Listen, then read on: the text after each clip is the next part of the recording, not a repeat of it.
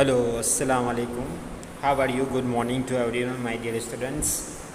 I hope you completed the Punaratan 1 means revision 1 in your notebooks with the good handwriting. So today we start the next poem and poem number 5 धरती की महकाए।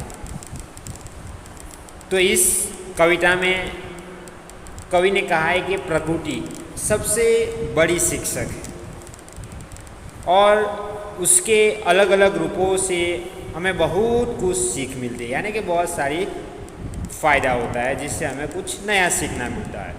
तो इस कविता में कवि ने हमें फूल, सूर्य और दीपक से कुछ सीख लेने के लिए कहा है, यानी कि हमें अपने जीवन को एक सक्सेस करना है, आगे बढ़ाना है, एक ऊंचे मुकाम पर ले जाना है, तो क्या करना है वो यहाँ बात बताई गई है। तो आज हम पढ़ेंगे क्या है कि बगिया के फूलों को देखो कैसे खुश खुश रहते हैं। आंधी हो पानी हो चाहे सबको हंस हंस सहते हैं। बगिया यानी कि छोटा बगीचा, स्मॉल गार्डन। फूल यानी कि पुष्प और फ्लावर। कहते कि बगिया के यानी कि बगीचे का फूलों को देखो वे कैसे खुश खुश रहते हैं, कि वो हमेशा खुश ही रहते हैं। आंधी हो, आंधी यानी कि तूफान, हवा, वाइल्ड स्टॉर्म। पानी हो यानी कि जल वर्षा, यहाँ पानी यानी कि बारिश जो गिरती है वो, यानी कि एक बगिया के फूलों को देखो वो कैसे हर समय हर पल खुश रहते, चाहे कोई आंधी आ जाए या बारिश हो, वे सबको हंसते हुए सहन करते। इसी तरह हमें भी अपनी ज़िंदगी में चाहे जितने भी बड़ा तूफान क्यों ना आए, बड़ी सी मुसीबत क्यों ना आए, बड़े से तूफान क्यों ना आए, मगर हमें उसका सामना करके खुश रहना है, कभी हमें निराश होना नहीं है। सबको हंस हंस सहते, यानी कि सब हंसते हुए ये सहन करते हैं। सूरज की किरणों को देखो, क्या कहते हैं कि सूरज की किरणों को देखो रोज धरा पर आती है, यानी कि वे प्रतिदिन धरती पर आती है। धरा यानी कि भूमि, अर्थ, लैंड। अंधकार को दूर भगाकर सारा जग चमकती है, यानी कि जैसे सूरज की किरणों जब बाहर यानी कि धरती पर आते हैं, वे रात के अंधेरे को दूर करके सारे संसार को प्रकाशित करती है। इसी तरह हमें भी जो दुखी लोग हैं, जो परेशान लोग हैं, उनके जीवन में जो अंधकार है, तो सूरज की किरण की तरह हमें उसे मदद करना चाहिए और उनके जीवन का जो अंधकार है, जो परेशानी है, वो हमें दूर करना चाहिए। दीपक को देखो कैसे यह हरदम जलता रहता है, अपना अंदर जला जला कर रोशन जग को करता है। कहते हैं कि दीपक को देखो जो हरदम जलता ही रहता है और वह खुद अपना हृदय जलाता है लेकिन दुनिया को उजाला देता है। आओ हम भी इंसान बनकर जग में अपना नाम कमाए, अच्छे सच्चे काम करे और सारी धरती को महकाए, यानी कि सारे धरती को सुगंधित बनाए, एक अच्छा सी जमीन बनाए। यानी कि आओ हम भी इंसान बनकर, यानी कि हम भी इंसान बने और जग में अपना नाम कमाए, यानी कि इस संसार में, इस दुनिया में अपना नाम रोशन करे, यानी कि अपना यश फैलाए, अच्छे सच्चे काम करे, यानी कि हम अच्छे अच्छे काम करें और हमारे अच्छे कामों से लोगों को मदद करने से ये धरती सुंदर एवं सुगंधित बने। तो कवि ने यहाँ हमें किस किस चीज से सीख देने के लिए कहा है, एक तो बाग के बगीचे के फूलों से, एक दीपक से और एक सूरज की किरणों से। हमें यह सीख देना चाहता है कि हमें भी अपने जीवन में जो लोग परेशान है, जो मुसीबत में है, जो दुखी है, उनको हमें मदद करनी चाहिए, उनका दुख दर्द दूर करना चाहिए, ताकि ज़मीन पर चारों तरफ अच्छाई का ही वातावरण यानी कि एक सुंदर और सुगंधित बने। Okay, so I hope you understand very well about this poem and you also follow in your life. So what we write down? शब्दार्थ first of all you write down the शब्दार्थ आफ्टर अभ्यास। एમાં number 1 इस काव्य को tape recorder द्वारा शून्य और सामूहिक का तथा व्यक्ति ज्ञान करवाए। Don't write down this. Second thing, अंदाज अपना अपना। Here you write down by own thinking कि यदि सूरज न निकलता तो मीन अगर सूरज निकले ही ना हो, सुबह हो हुई ना हो तो क्या होगा। You write down your thinking. Number 2, यदि बगीचे में पैर चलते होते तो। नंबर 3, यदि दीपक बोलता तो।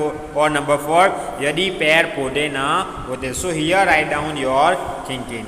नंबर 3, प्रश्नों के उत्तर दीजिए। आपके पास में कौन कौन से फूल दिखाई देते हैं तो यू राइट डाउन।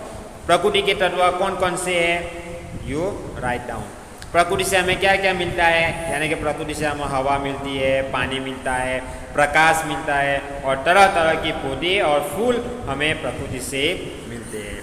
अब जोड़ मिलाइए, यहाँ नाम है और उसका काम है। फूल का काम क्या है कि फूल खुशबू देना, सूरज यानी कि गर्मी देना, दीपक यानी कि अंधेरा हरना और मानव अच्छे अच्छे काम करना। नंबर 5, नीचे दिए गए शब्दों के समानार्थी शब्द कविता में से ढूंढकर वाक्य में प्रयोग कीजिए। क्या है कि समानार्थी, पुष्प एक शब्द है, उसका समानार्थी वर्ड हमें फाइंड करना है और एक वाक्य लिखना है। आपको ऐसे जैसे यहाँ बॉक्स ड्रॉ किया है उसी तरह सेम आपको अपने नोटबुक में कॉपी करना है। पहला box, in first box you write down the words यानी कि पुष्प, रवि, भूमि, मानव, दिया। In second box you write down the similar verb यानी कि मीन समानार्थी वर्ड आपको लिखना है और यू राइट डाउन 1 सेंटेंस यानी कि आपको एक वाक्य लिखना है।